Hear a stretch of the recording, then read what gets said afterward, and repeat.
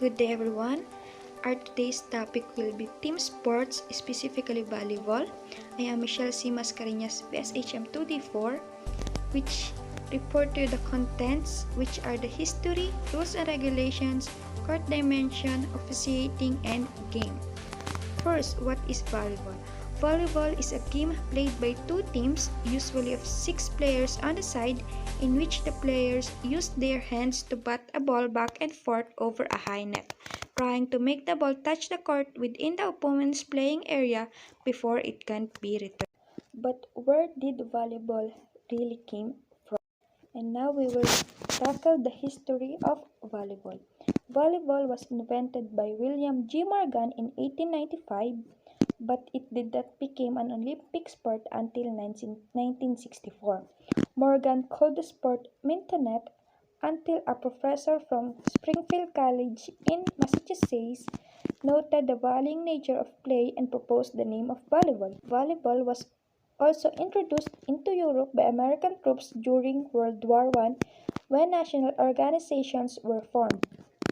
The Fédération Internationale de Volleyball, or FIVB, was organized in Paris in 1947 and moved to Lausanne, Switzerland in 1984. The FIVB sponsored World Volleyball Championships for men only in 1949, for both men and women in 1952 and succeeding years, led to acceptance of standardized playing rules and officiating.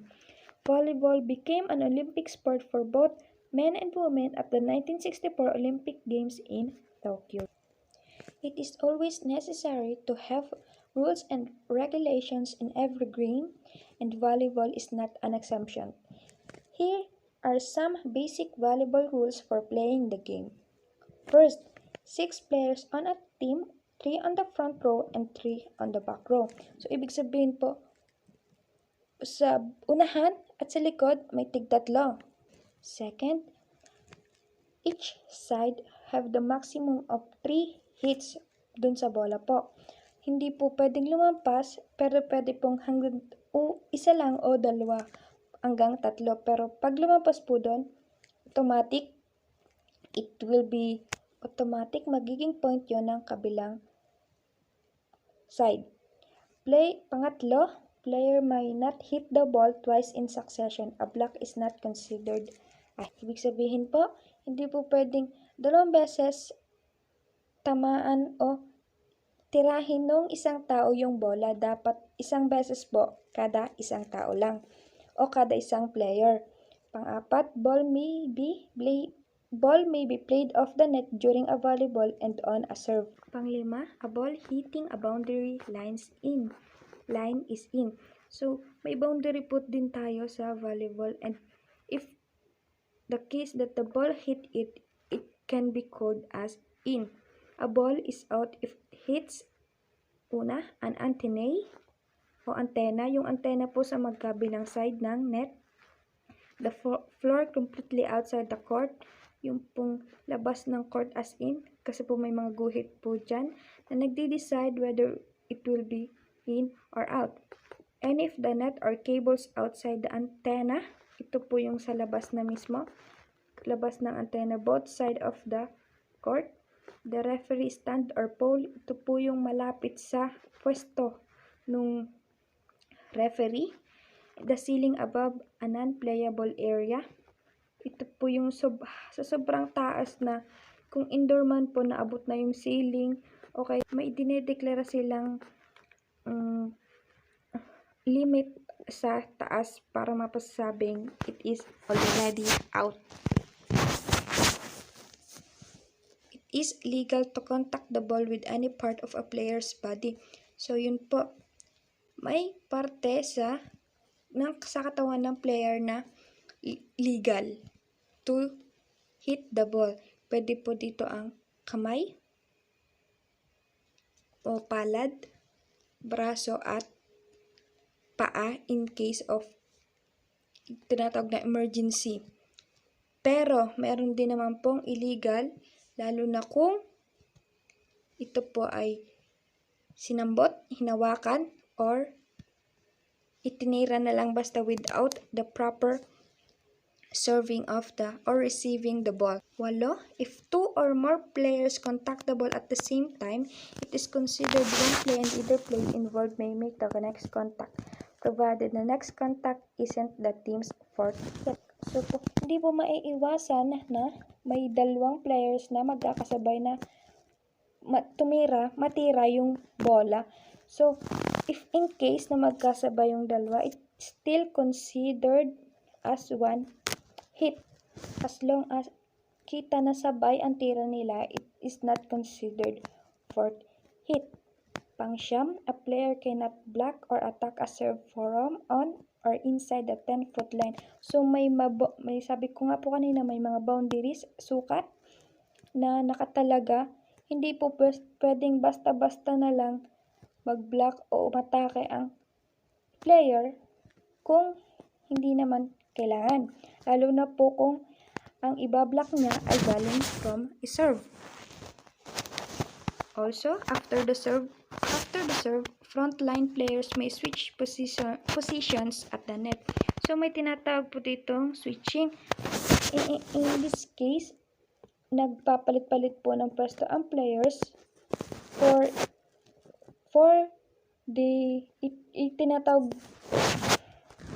nagpapalit-palit po ng pwesto ang players para isa ito sa naging technique o strategies ng team for confuse the opponent. Isa itong tactic ng mga teams para maka-score doon.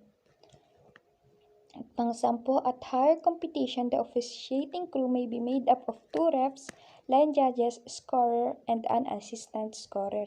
Yung po mamaya po na 10, itatakal yung mga kung sino-sino ba talaga ang involved sa larong volleyball. Now, we will proceed to the basic volleyball rules for violations. When serving, stepping or on or across the service line as you make contact with the serve. It is very important to be alert, lalo na sa players.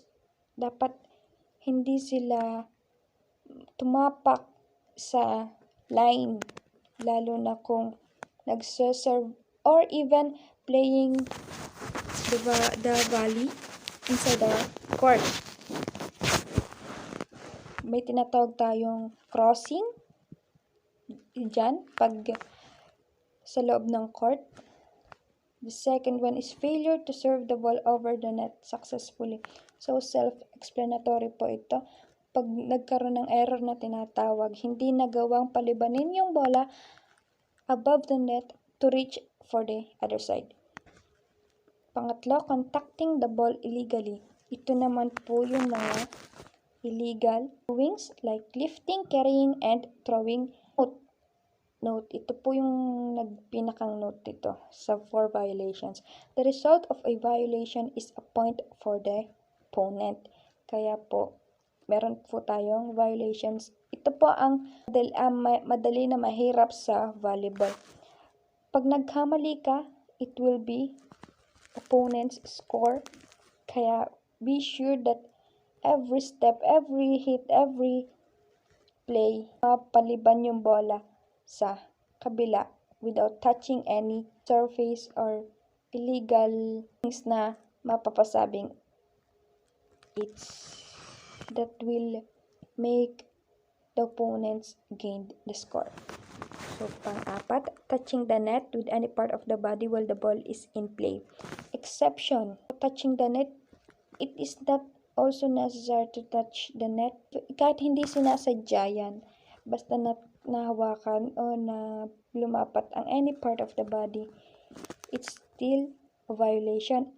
But there is an exception if the ball is driven into the net with such force that it causes the net to contact an opposing player. No foul will be called and the ball shall continue to be played. Ito po yung yung bola mismo may mga instances na yung bola yung gumagawa ng paraan para mapalapat yung net sa any part of the body of the player, hindi po ito may tatawag na violation. So, Pang-anim, when blocking a ball coming from the opponent's court, contacting the ball when reaching over the net is a violation if both, una, your opponent hasn't used 3 contacts, and pangalawa, they have a player there to make a play on the ball. So self-explanatory naman po. When attacking a ball coming from the opponent's court, contacting the ball when reaching over the net is a violation if the ball hasn't yet broken the vertical plane of the net. So, may mga instances po na ganito na parang kung saan ba na pa-advance ng atake yung player. So, in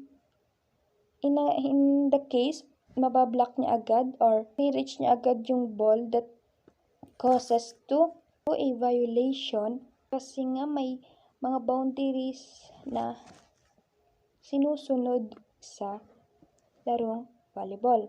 7, crossing the court center line with any part of your body. Ito po yung sinabi ko kanina, crossing, kahit ano pong parte ng katawan na lumampas while playing inside the court, it is already called violation. Exemption na naman po, if it's the hand or foot, the entire hand or entire foot must cross for it to be a violation. Yun po, malinaw naman po yun. And pang-8, serving out of order. Ito yung wala pa pong signal coming from the referee. Tapos yung player nag-serve na po. So it is already a violation. Yun po. Pang-9, back row player blocking, deflecting a ball coming from their opponent. When at the moment of contact, the back row player is near the net and has part of his or her body above the top of the net, an illegal block. Number 10, back row player attacking a ball inside the front zone, the area inside the 10-foot line. When at the moment of contact, the ball is completely above the net, is an illegal attack. So, the next one, court dimension. Kagaya po na sinabi ko kanina, there will be boundaries at limitation when playing volleyball in its aiming surface under volleyball space. So, dimension. Unang-una po. The playing court is 18 meter long and 9 meter wide and is surrounded by a free zone 3 meter wide on all sides. The space above the playing area is known as the free playing space and is a minimum of 7 meter high from the playing surface. So, yun, may mga sukat at tawag sa parte ng dimension kung saan naglalaro ang volleyball. It is for the formality at fairness ng game when playing volleyball. Second one is playing surface. The playing surface is flat and a light color. White colors are required for the lines. Other different colors are required for the playing court and free zone. So yun po. It is necessary for the playing surface to be flat, lalo na po at may mga instances na kailangang gumulong o habulin ng player ang bola. It is para maiwasan yung sobrang disgrasya na makukuha ng player when playing volleyball. Also, may mga mapapansin kayo na kung mapapansin nyo sa PSL, may mga kulay, dilaw, puting kulay na divide on the dimension para ba makita ng mga players and ma-identify kung saan sila dapat pumesto at yung limitation nila while playing the game. Third one is line markings. Ito. All lines on the court are 5 cm wide and are a light color different from the color of the floor.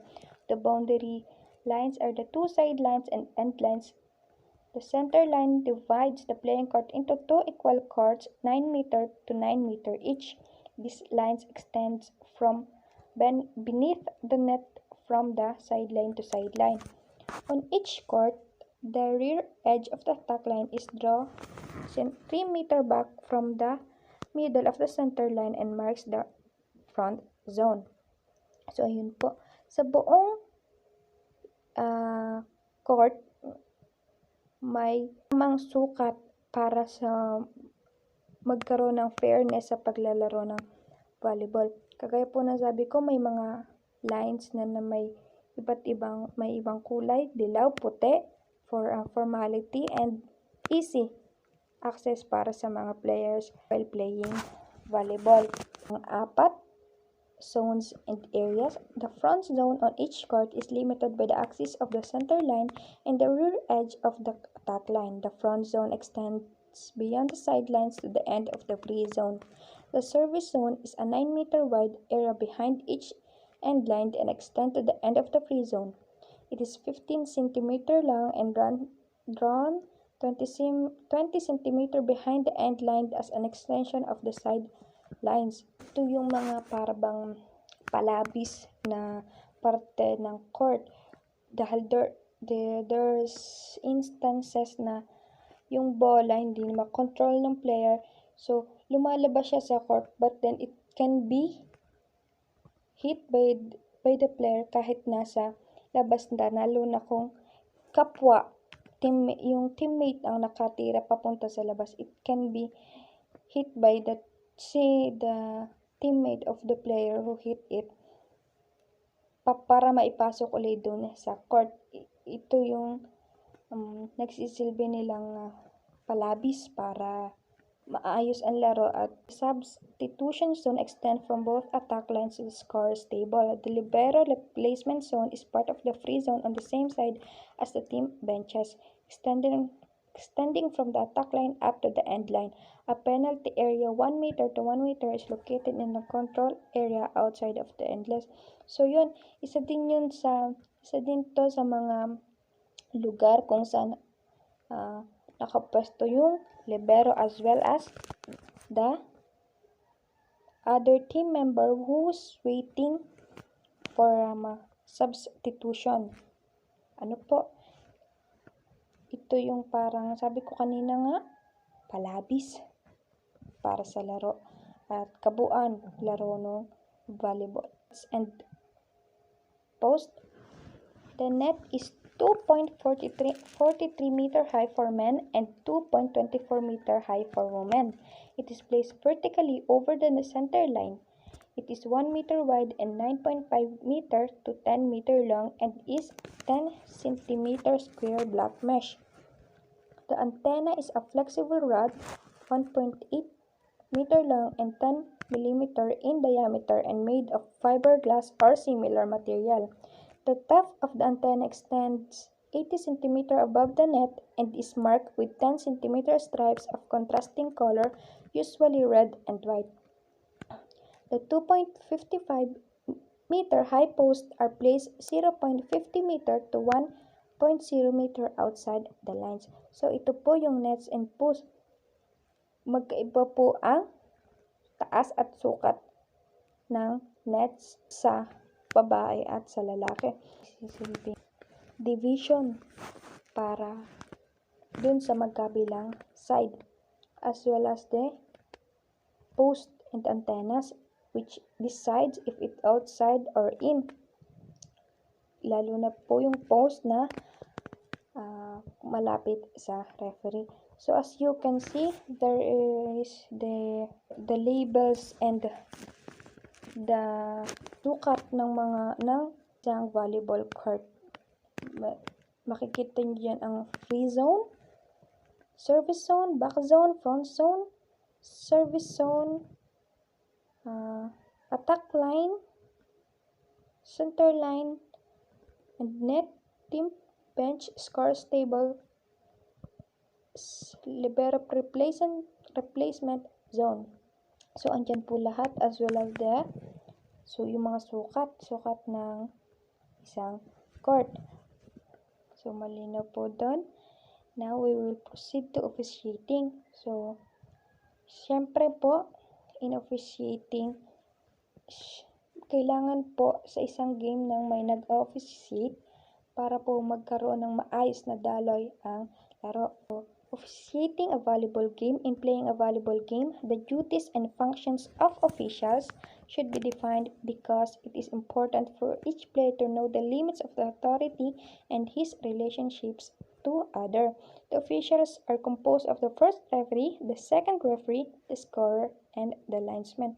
So, pinaka-importante po dito sa officiating, first referee, second referee, scorer, or linesman ka man, you should not be biased.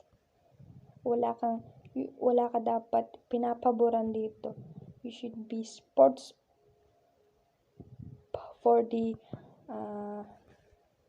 fairness of the game for both team para magkaroon po tayo ng maayos na laro. So, first referee. Ano nga ba ang trabaho o ginagawa ng first referee sa volleyball? The first referee is located at one end of the net.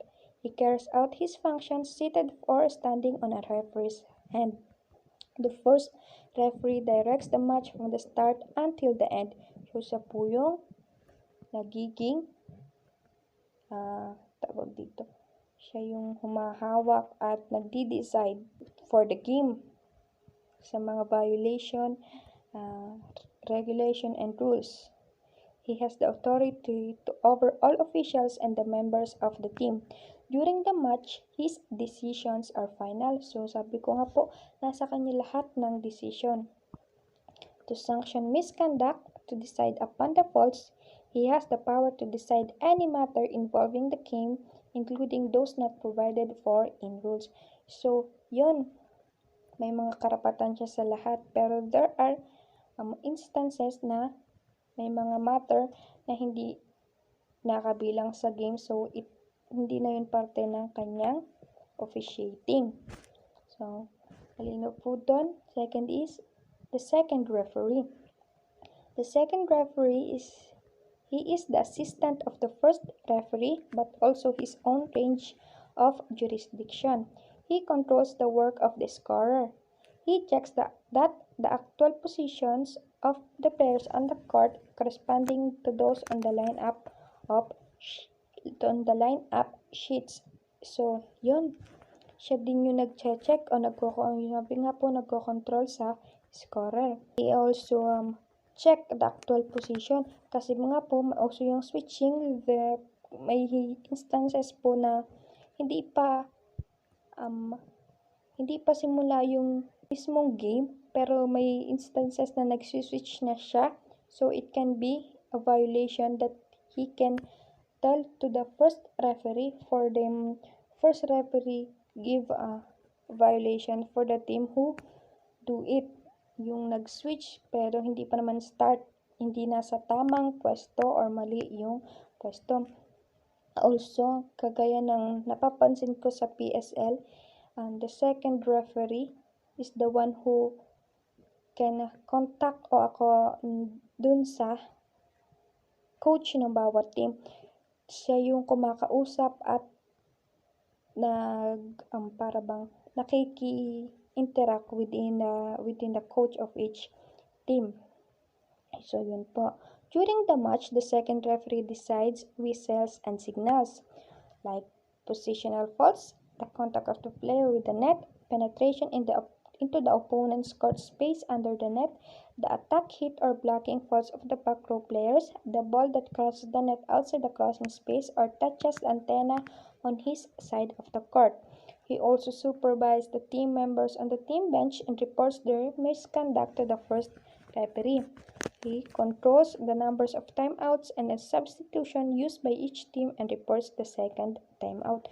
So, yun po, parang mas madami pang ginagawa itong si second referee kesa dito sa first referee. But then, has naman po silang mahalagas at whatever they do, it will help the game to flow smoothly and fairly. Ano po? It is self-explanatory po. Scorer. Siyempre, kailangan ng scorer. And the scorer keeps the score sheet according to the rules, cooperating with the second referee. Register the date of the match and teams according to procedures in force and obtains the signatures of the captains and the coaches. Records the starting lineup of each team from lineup sheet. He also records the points scored and ensures that the scoreboard indicates the right score. Controls the serving order to each team. Record the timeouts and player substitutions. Notifies the referees of a request for interruption that is out of order. Announce to the referees the ends of each set. Record the sanction, warnings, and penalties. Record the final result. He also signs the score sheet. He writes or permits the team captain to write on the score sheet a statement on the incident protested. So yun po, scorer.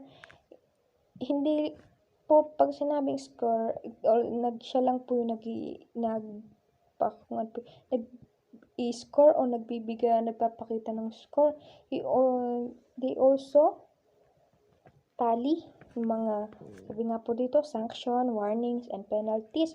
Nakikipag-coordinate with the second referee para po sa information na meron ang second referee as well as the mga coach or captain ng team. May mga problema ba o kung may mga inquiries between galing sa coach and captain of the team.